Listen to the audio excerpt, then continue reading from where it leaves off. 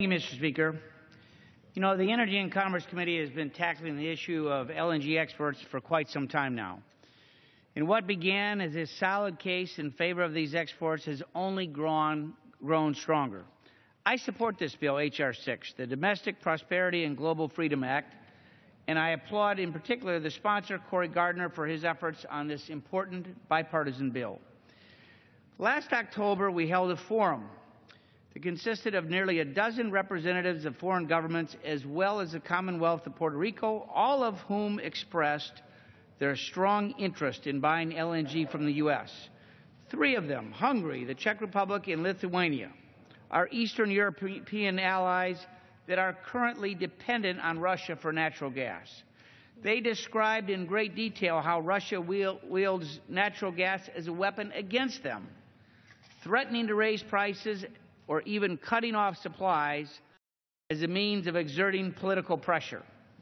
So we need to respond, and we're seeing their warnings playing out with an ongoing crisis, obviously, today in the Ukraine.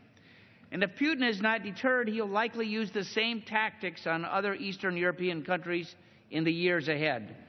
Russia's aggression is real, and American LNG can provide a much-needed lifeline away from Putin's grip as an alternative supply source. The Energy Information Administration's estimated reserves of natural gas continue to be revised upward, ensuring that we can continue to provide American manufacturers with low-cost supplies while having enough for export markets. And the Department of Energy has even concluded that natural gas exports will be a net benefit to our economy. Early in our efforts, DOE insisted that its process for approving LNG exports facility wasn't broken. But over the last year, there have been very few approvals, and most applications continue to languish, some even for more than a year, and the line continues to grow. DOE's most recent changes to the process, while a slight improvement from the existing queue, are still very disappointing.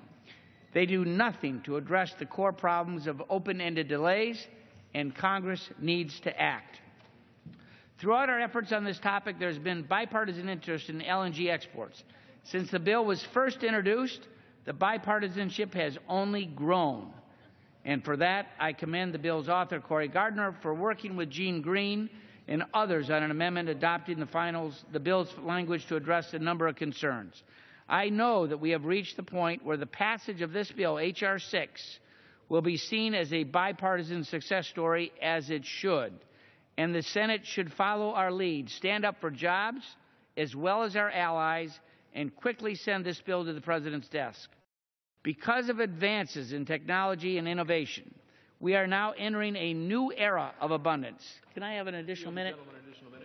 The gentleman is recognized for an additional minute. So because of advances in technology and innovation, we're now entering a new era of abundance. And America is emerging, yes, as an energy superpower. We can enjoy the domestic benefits of being an energy superpower while also projecting our influence as a force for good abroad.